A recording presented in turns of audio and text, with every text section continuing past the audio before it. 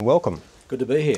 Now, last year you forecast a $22 billion budget deficit, and then you delivered a $44 billion budget deficit in this financial year. How are we expect that you will hit a $1.5 billion target next year? Well, let's just go through it. I mean, this is on the back of massive revenue write-downs. I mean, revenue's down $150 billion over 5 years, $6 billion in $6 billion in 12-13. These are massive numbers, and they've had in the budget. And what happened last year, we ought to just have a bit of a talk about that for a moment. We had the biggest natural in our history. And second, the last quarter of last year, we had a resurgence of instability in Europe, which flooded global markets with pessimism, impacted on global growth, impacted on our economy. All of these things have led to a very big reduction in revenue. So coming back to surplus is in the face of all of those headwinds, and it indicates how serious the government is about its fiscal policy. But who's to say what will happen in the next 12 months? There are a whole lot of unexpected events which... Well, there are unexpected events like the biggest natural disaster in our history, like the events in Japan, like the events in New Zealand. I can't say whether they're going to happen or not. Well, we're going to hit that surplus because what we have done is put in place a very big savings task here, $33 billion, net savings $17 billion. We have actually found room to fund our priorities. But if you look at outlays as a proportion of the economy, our spending as a proportion of the economy, it is very flat, and we've got it down to 30-year lows. And ditto, because the tax take is so low, it's pretty low as well. So in that environment, coming back to surplus, making some very big saves, just demonstrates how seriously the government takes the fiscal task. But haven't you painted yourself into the external problems that you might have, uncertainties that are out there? You have the uncertainty of Parliament now, with perhaps being picked off in Parliament, some of these budget measures by the opposition, by the Greens and by the Independents. Let's just talk economics to begin with. I mean, we've got unemployment at 5.2%. We've got growth returning to trend, we've got a massive investment pipeline, we've got solid consumption, and we've got contained inflation. We take all that very... I'm happy to talk about that.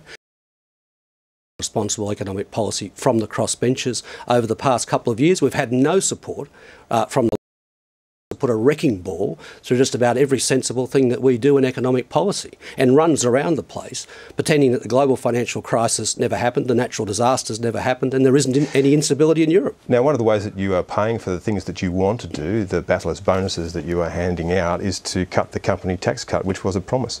Well, we certainly committed to a company tax cut to start on the 1st of July 2013. The party of Menzies suddenly stood up and said no. Nobody could believe it. They've continued that opposition.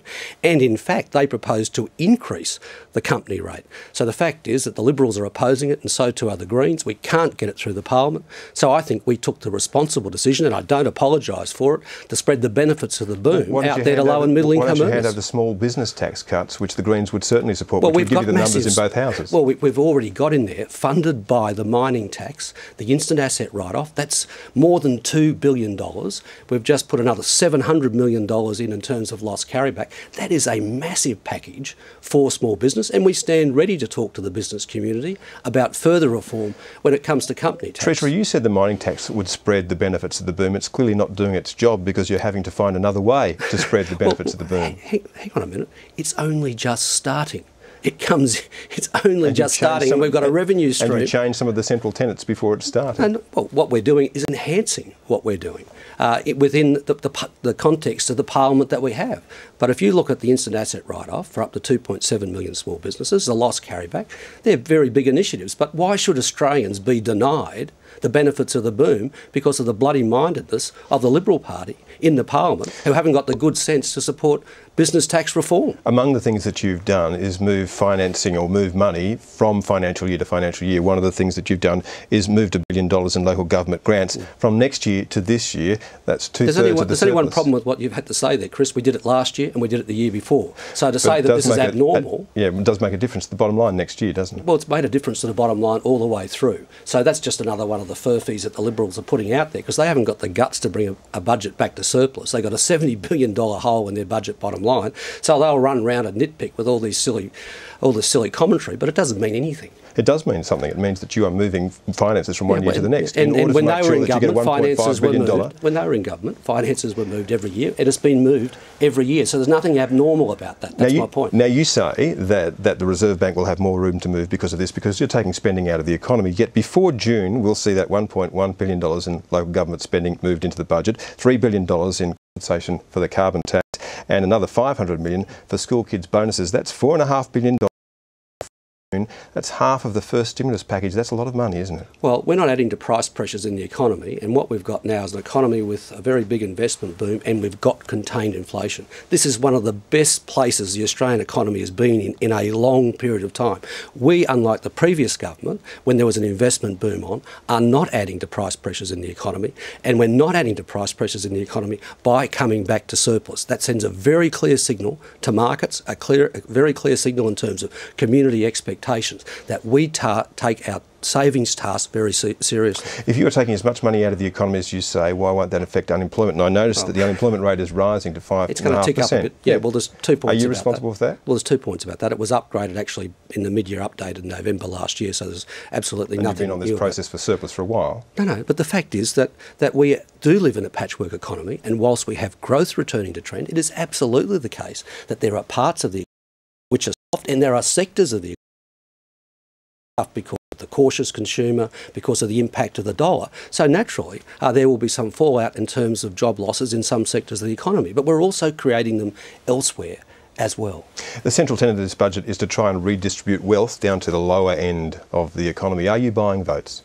Well, no, what we're doing is spreading opportunity. I want a society in which we have a broad middle class where it isn't dominated by a few wealthy and powerful groups in the society or in the economy. That's my objective. It's a classic objective that people who used to be called small L liberals shared. Doesn't it look like a government that's about to be mugged by the electorate is handing over its wallet in advance? No, what we're doing is very sensible policy. We've brought this budget back to surplus in difficult circumstances. We're investing in the productive parts of the economy through investments in education, investments in infrastructure. You see, the mining boom's only part of the story that comes from growth in Asia. There's going to be tremendous opportunities for Australia and Asia. And those opportunities in education and health and other services are going to depend upon the skills and education of our people. And that's what we're on about. There'll be risks in Asia as well, and you are cutting $5.5 billion from defence when you promised in 2007 that there would be 3% real growth. That's 3% over and above inflation every year until 2018. So you're breaking that promise. Well, it is true that there has had to be restraint right across the budget, and you can go right across the budget and see where we've put that restraint in place, but we're not doing anything which in any way inhibits our troops in the field. We're making sure that we're doing everything we possibly can to get value for money out of our capital program. You've seen the announcements that have been made by the Defence Minister there.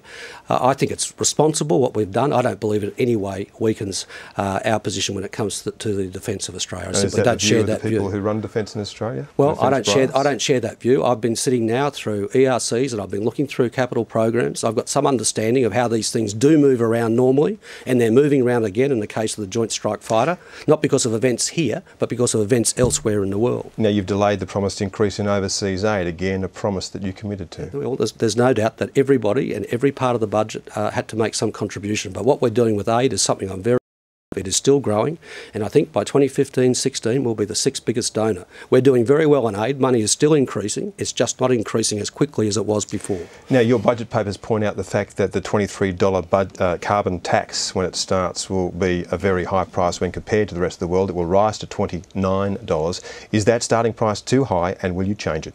Well, there are particular events in Europe which have produced a lower carbon price there, but Minister Combet has recently been in Europe. The Europeans are looking at their carbon price, what they can do to put some greater rigour into it. So I think it'd be too early for us to be reaching any conclusions about moving carbon prices around. But you are considering it? No. No, I've just made the point that there's a lot of commentary out there. We are not considering moving the carbon price. That's the whole point. So $23 is immovable. No matter what the price does in the rest of the world, you will stick with that price? The point is that Europe is in a particular position at the moment of economic weakness, but the fact is that carbon prices in Europe have been, over a long period of time, anywhere between, say, $10 and $60. And it will materially damage our economy if our price is much higher than it is in Europe, won't it, Treasurer? Well, we have a fixed price for the first 3 years, so I don't accept the premise of that point. And it will rise to $29, so it goes up from here on in. That's a long time away, Chris.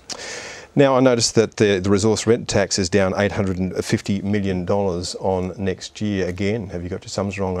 that's going the tax, the mining resource tax, is impacted by volumes, it's impacted by price.